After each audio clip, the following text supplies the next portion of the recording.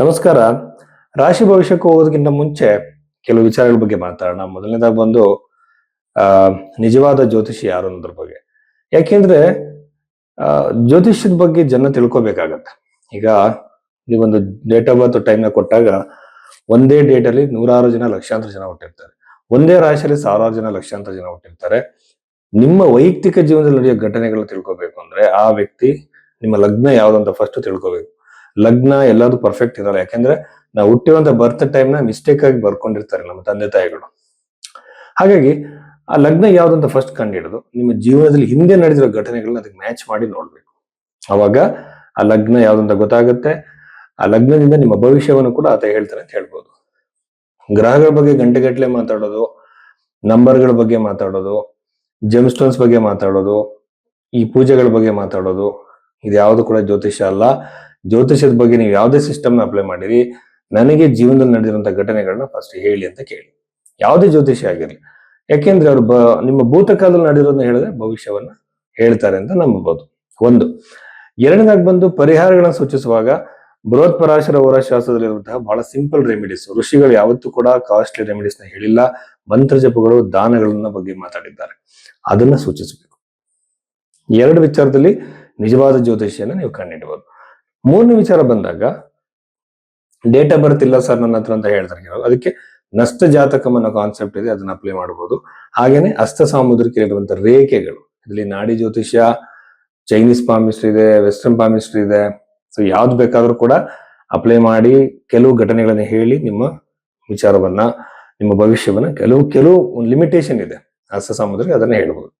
ಇದು ಎರಡು ವಿಚಾರ. ಇನ್ನ ಕೆಲವರು ಹೇಳ್ತಿರ್ತಾರೆ ವಾಸ್ತು ಬಗ್ಗೆ ಇವತ್ತು ನಾನು ಹೇಳಲೇಬೇಕು. ಯಾಕೆಂದ್ರೆ ಒಂದೇ ಮನೆಯಲ್ಲಿ ಸಕ್ಸಸ್ಫುಲ್ ಆದವರು ಇರ್ತಾರೆ, ಫೇಲ್ಯೂರ್ ಆದವರು ಇರ್ತಾರೆ. ಒಂದು 2-3 ಕುಟುಂಬಗಳು ಜಾಯಿಂಟ್ ಆಗಿ ಒಂದು ಜಾಯಿಂಟ್ ಫ್ಯಾಮಿಲಿ ಅಂತ ಹೇಳ್ತೀವಲ್ಲ, ಹಾಗೂ ಒಟ್ಟು ಕುಟುಂಬದಲ್ಲಿ 3-4 ಫ್ಯಾಮಿಲಿ ಇರುತ್ತೆ. ಒಂದು ಫ್ಯಾಮಿಲಿ ಅಭಿವೃದ್ಧಿ ಹೊಂದುತ್ತೆ, ಒಂದು ಫ್ಯಾಮಿಲಿ ಚೆನ್ನಾಗಿರಲ್ಲ, ಒಂದು ಫ್ಯಾಮಿಲಿ ಸಂತೋಷವಾಗಿರುತ್ತೆ. ಸೊ ಒಂದೇ ಮನೇಲಿ ವಾಸ ಮಾಡ್ತಿರುವಂತ ವ್ಯಕ್ತಿಗಳು, ಒಂದೇ ವಾಸ್ತು ಇರುವಂತ ಮನೇಲಿ ವಾಸ ಮಾಡ್ತಿರುವಂತ ವ್ಯಕ್ತಿಗಳಿಗೆ ಅವ್ರ ಜೀವನ ಬೇರೆ ಬೇರೆ ರೀತಿಯಾಗಿರುತ್ತೆ. ಇದಕ್ಕೆ ಹಾಗಾದ್ರೆ ವಾಸ್ತು ಹಾಗಾದ್ರೆ ಒಬ್ಬೊಬ್ಬರು ಒಂದೊಂದು ರೀತಿ ಪರಿಣಾಮ ಮಾಡುತ್ತಾ? ಯಾವತ್ತೂ ಕೂಡ ತಿಳ್ಕೊಳ್ಳಿ, ವೈಯಕ್ತಿಕ ಜಾತಕ ಬಹಳ ಇಂಪಾರ್ಟೆಂಟ್ ಆಗುತ್ತೆ. ವೈಯಕ್ತಿಕ ಜಾತಕ ನಿಮ್ದೇನಿದೆ ಅದ್ರ ಪ್ರಕಾರ, ಆ ಕರ್ಮದ ಪ್ರಕಾರನೇ ಎಲ್ಲ ನಡೀತಿರುತ್ತೆ ಹೊರತು ವಾಸ್ತುವಿನಿಂದ ಮ್ಯಾಕ್ಸಿಮಮ್ ಬದಲಾವಣೆಗಳಾಗಲ್ಲ. ವಾಸ್ತು ಅನ್ನೋದು ಒಂದು ಯಂತ್ರದ ರೂಪದಲ್ಲಿ ಕೆಲಸ ಮಾಡುತ್ತೆ. ಅದು ದೊಡ್ಡ ಕಾನ್ಸೆಪ್ಟ್. ಅದ್ರ ಬಗ್ಗೆ ನಾವು ಯೋಚನೆ ಮಾಡೋಣ, ಡಿಸ್ಕಸ್ ಮಾಡೋಣ.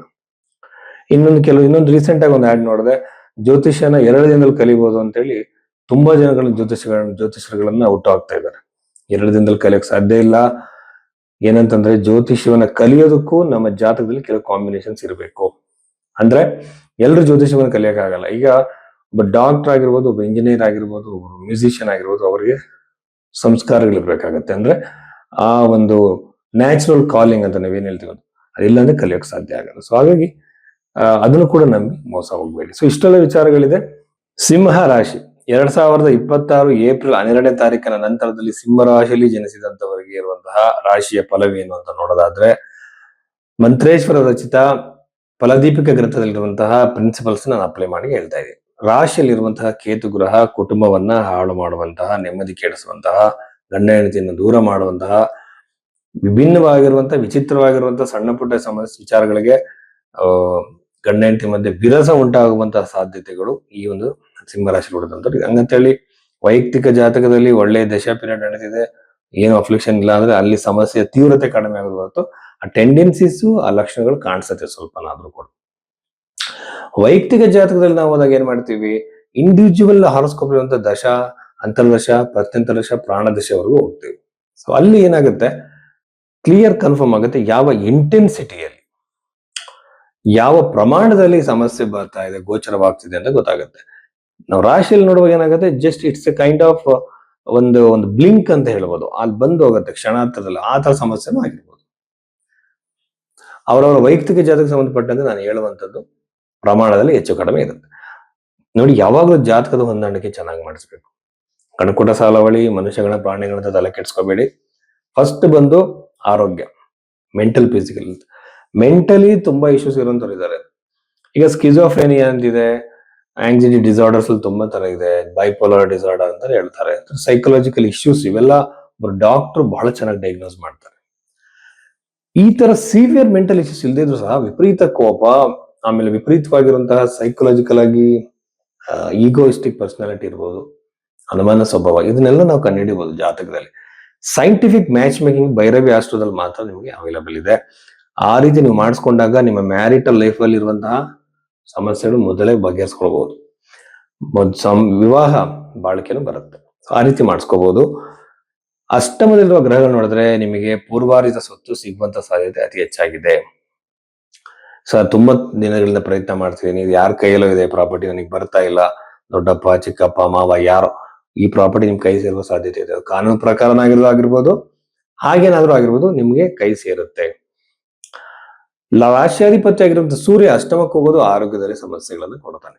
ಆರೋಗ್ಯದಲ್ಲಿ ಒಂದು ಕೈಕಾಲುಗಳಿಗೆ ಸಂಬಂಧಪಟ್ಟಿದ್ದು, ಬೋನ್ಸ್ ಸಂಬಂಧಪಟ್ಟಿದ್ದು, ಬೆನ್ನು ಮೂಳೆಗೆ ಸಂಬಂಧಪಟ್ಟಿದ್ದು, ಸ್ಕಿನ್ ರಿಲೇಟೆಡ್ ಸಮಸ್ಯೆಗಳನ್ನ ಕೊಡಬಹುದು. ಜಾಗೃತಿಯಾಗಿರಿ. 11ನೇ ಮನೆಯಲ್ಲಿರುವಂತಹ ಗುರುಗ್ರಹವನ್ನ ನೋಡ್ತಾ ಇದ್ರೆ ನಿಮಗೆ ಲಾಭದ ಸಾಧ್ಯತೆ ಜಾಸ್ತಿ. ಲಾಭ ಉಂಟಾಗ್ಬೋದು, ಬಿಸ್ನೆಸ್ ಲಾಭ ಆಗ್ಬೋದು, ಹೆಚ್ಚಿನ ಲಾಭ ಕ್ರಿಯೇಟ್ ಆಗ್ಬೋದು. ಈ ತರ ನಾನಾ ತರದ ಲಾಭವನ್ನ ನೀವು ನೋಡ್ತೀರಾ. ನೆಮ್ಮದಿಯ ವಾತಾವರಣ ಇದೆ. ಪ್ರಾಪರ್ಟಿ ಖರೀದಿ ಆಗುತ್ತೆ. ಕೃಷಿ ಭೂಮಿ ಆಗಿರ್ಬೋದು, ಲ್ಯಾಂಡ್ ಆಗಿರ್ಬೋದು, ಪ್ಲಾಟ್ ಆಗಿರ್ಬೋದು, ಖರೀದಿಯ ಸಾಧ್ಯತೆ ಸಿಂಹರಾಶಿಯವರಿಗೆ ಈಗ ಹೆಚ್ಚು. 12ನೇ ಮನೆ ಅಧಿಪತಿ ಹಾಗೆ 3ನೇ ಮನೆ ಅಧಿಪತಿ ನೋಡಿದ್ರೆ ಖಂಡಿತವಾಗ್ಲೂ ಸಹ ಪುಣ್ಯಕ್ಷೇತ್ರಗಳಿಗೆ ನೀವು ವಿಸಿಟ್ ಮಾಡುವಂತಹ ಸಾಧ್ಯತೆಗಳು ಅತಿ ಹೆಚ್ಚಾಗಿದೆ ಅಂತ ಹೇಳ್ಬೋದು. ಅಷ್ಟಮದಲ್ಲಿರುವಂತಹ ಗ್ರಹಗಳನ್ನೇ ಅಬ್ಸರ್ವ್ ಮಾಡ್ತಾ ಇದ್ರೆ ಒಂದು ಪಿತ್ರಾರ್ಜಿತ ಸ್ವತ್ತಿನ ಪ್ರಾಪ್ತಿ ಯೋಜನೆಯಲ್ಲಿ ಆರೋಗ್ಯದ ಸಮಸ್ಯೆಗಳು ಜೊತೆಯಲ್ಲಿ ಏನೋ ಒಂದು ಆಧ್ಯಾತ್ಮಿಕ ಶಕ್ತಿ. ಸರ್, ನನಗೆ ಕನಸುಗಳು ಬೀಳ್ತಾ ಇರುತ್ತೆ, ಒಂದೊಂದು ತುಂಬಾ ನಿಜ ಆಗ್ಬಿಡುತ್ತೆ ಸರ್, ನಂಗೆ ಮುಂಚೆನೆ ಗೊತ್ತಾಗತ್ತೆ ಅಂತ ಕೆಲವರು ಹೇಳ್ತಾರೆ. ಸೊ ಕೆಲವು ಕ್ಷೇತ್ರಗಳಿಗೆ ಹೋದಾಗ ನನಗೆ ತುಂಬಾ ಎಮೋಷನಲ್ ಆಗ್ತೀನಿ ಅಂತ ಕೆಲವರು ಹೇಳ್ತಾರೆ. ಕೆಲವು ಸಲ ಮೆಡಿಟೇಷನ್ ಮಾಡಬೇಕು ಅಂತ ಅನಿಸ್ತಿದೆ ಅಂತಾರೆ. ಇವೆಲ್ಲ ಆಧ್ಯಾತ್ಮದ ಸಣ್ಣ ಸಣ್ಣ ವಿಚಾರಗಳು. ಇದು ನಿಮಗೆ ಅನುಭವಕ್ಕೆ ಬರುವಂತ ಸಾಧ್ಯತೆ ಹೆಚ್ಚಾಗಿದೆ ಅಂತ ಹೇಳ್ಬೋದು. ಇದು ಸಿಂಹ ರಾಶಿಯವರಿಗೆ ಸಂಬಂಧಪಟ್ಟಿದ್ದು.